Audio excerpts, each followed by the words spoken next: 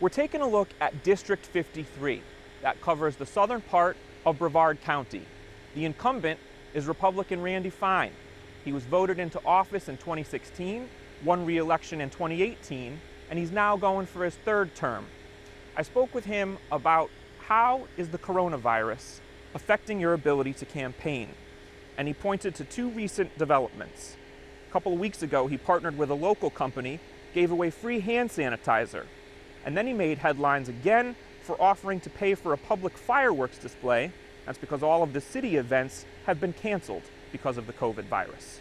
Well, it hasn't been a challenge for me. It's great for me because I can do my job. I mean, I feel like now is an opportunity to show the voters what a great job you've done. It's why I organized 6 food drives, blood drives, a $20,000 sanitizer giveaway, and we've worked so hard on helping people with their constituent issues. Day before yesterday, the county took up the issue of should masks be mandated in the county. Very polarizing. You and I talked about this before we got the camera set up here today. I wonder where you're at with that. Do you think the county should have made it a mandate?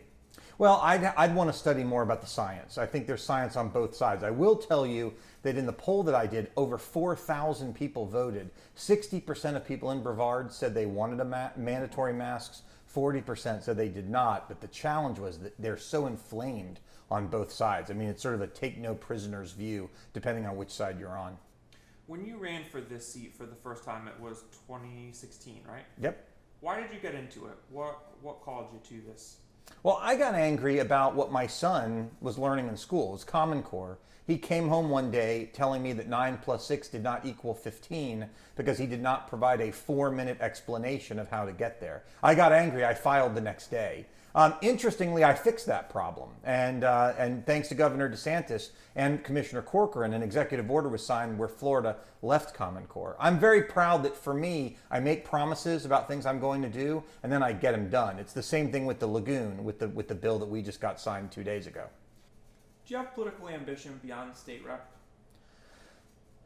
You know, I live my life a certain way. One of them is I don't borrow trouble. I focus on the mission right in front of me. And I've told my sons this, the ones that are back there making noise. If you keep your eyes open and your arms wide, you never know what opportunity will find itself. I knew where I wanted to go to college when I was 18. Every adventure after that has just come because I've worked hard and the opportunities have presented themselves. Do I think I could run for something else? Sure. But it'll have a lot to do with what's best for my family and whether I think I can make a difference. Where are you with the fireworks display? Do you have a place to put that on? We don't. I mean, I didn't have the ability to do it myself. I was willing to step in and fund it. In the city of Melbourne, they typically raise the money for the fireworks. And so I said I would step in and be that donor. They had 2 reasons they didn't want to do it. One was they didn't have the money. The other one was COVID-19. I thought, well, COVID-19 is nonsense. You've sent 52 of your staff members to protests. You spent $10,000 subsidizing those protests and organizing those protests. So clearly that's not the issue, but you didn't bother to raise the money. Well, I'll step in and raise the money, offer the money. They didn't want to do it. Palm Bay also didn't want to do it. Their reason was better. They said they put money for the fireworks in their budget, and the location, Eastern Florida State College, couldn't work because it's a COVID-19 testing site. But for me to organize a large fireworks display in a couple of weeks just wasn't realistic. I just got angry. Frankly, I got angry because I saw the city of Melbourne organizing protests but being unwilling to do fireworks. That was the night I came up with the idea. When the city of Melbourne said, protests are fine, but patriotism is not, I said there's something wrong here. And I really wanted to call their bluff by offering the money for the fireworks, and I think the local politicians showed where they stood. You have talked about how great the country is, the spirit of nationalism, and how frustrated you've been that the unrest and the negative things have eclipsed that. But some are saying, oh, Randy's grandstanding. What do you want to say to that? What's your answer to that? I think celebrating America is always a great thing. And I think in these times where people are feeling terrible between COVID and these protests, it would be a great thing. And I would also tell you they're full of it. I just came from Nashville. In Nashville, masks are mandatory. We had to wear them as we were walking through the hotel. They wouldn't let me buy a pizza for my kids if I wasn't wearing a mask. But guess who's doing a fireworks display on July 4th? Nashville. The city of Nashville. So it's baloney that they can't do it. They just don't want to. So the ones who say, well, he should butt out, you say? It's my job. One of the things the local politicians don't understand, or they want people to forget, they talk about local control. And they don't understand the Constitution. See, the nexus of government in this country is the state. The states created the federal government, and the states created the local government. Palm Bay exists because the state lets it exist. Brevard County exists because the state created it. We're not the United Towns of Florida. We're not the United Counties of Florida. So because the state created these local jurisdictions, we have an obligation to make sure they're managed appropriately. I sat on a committee for 2 years. It's how I got that audit of Palm Bay and the audit of Melbourne, whose job is to monitor the behaviors of local politicians. And I will tell you, that audit was pretty ugly. It showed they weren't living up to their obligations for their people. I'm sure it was a mess. That audit was a mess. It was and is. It's not all. The interchange still's not open, and they keep adding more money to the tab. I don't think the voters elected me to turn a blind eye to the good old boys and the local politicians. They wanted me to fight for them. And I'm sure the local politicians would love it if I would butt out and they could continue doing things the way they've always done it, but that won't happen as long as I'm elected. All right, let's talk about the Republican Party right now.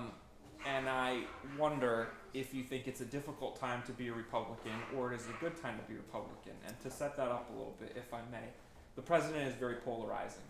Okay, a lot of people who have been Republicans their whole lives are just like, we can't endorse him. We had like a bunch of people, I don't know if you saw the headline, the day before yesterday, some former folks from the Bush administration said they are not going to endorse his presidency and they think it should be Biden. So for you here at the local level and at the state level, is being a Republican an advantage or a disadvantage right now? Well, I'd answer it two ways. First, I will tell you, within the Republican Party, and we know this from our own polling, the president is extraordinarily popular. So there may be the isolated Republican who doesn't support him, but certainly within the Republican Party, he's very, very popular. What I will tell you is this, though. For me, I don't focus on that. I fight for everybody. When someone calls my office saying they need help with unemployment, we don't ask to see their voter registration card. When we served 3,000 families food, we didn't say, hey, did you vote for me? We serve everyone. We take care of everyone. And to me, the way to do this job is to fight for everyone. Have your beliefs, but fight for everyone. And I think it'll all work out okay in the end. So those issues don't make my life more difficult. Fair enough. Do you think the governor is doing a good job with the way the pandemic is being handled in Florida? Well, I think if you look at the results in terms of the entire reason we focused on all of these draconian measures was to flatten the curve so that our healthcare system could handle it. In Brevard County, as of yesterday, only 3% of hospital beds were being used for COVID-19 patients. So what that says, and I haven't looked at the rest of the state, but what I can say is in Brevard County, where I represent, we are not having a problem where our healthcare system has been overrun. That is the balance. People cannot be locked in their homes forever. We have to continue our lives, but we also can't overwhelm the healthcare system. In Brevard County, we've clearly struck that balance. Are you concerned about how the pandemic will affect the election? Voter turnout, mail-in ballots. There's a lot swirling around right now that this election is going to be a big challenge and that the result might not be the authentic result. Where are you on that? I think we have a lot of time until August and November. I think we'll see. Certainly if people are concerned that they don't want to go to the polls, they can go and they can get an absentee ballot. So anyone can get a mail-in ballot. So anyone who doesn't feel safe should avail themselves of that opportunity. But anyone who doesn't, I would presume either doesn't want to vote or is willing to come in person. Your opponent for the Republican nomination, right, Marcy, she's an unknown.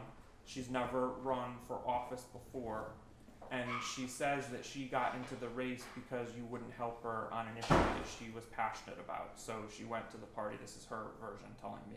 She went to the party. She was frustrated. They said, okay, if you want to run, run. What would you say about that, and what was the issue that she came to you about?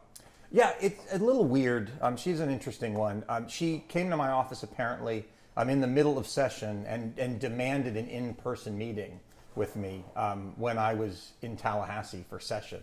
I think my staff told her, he's happy to meet with you, but unless you're willing to drive to Tallahassee, he's not in the office until after session.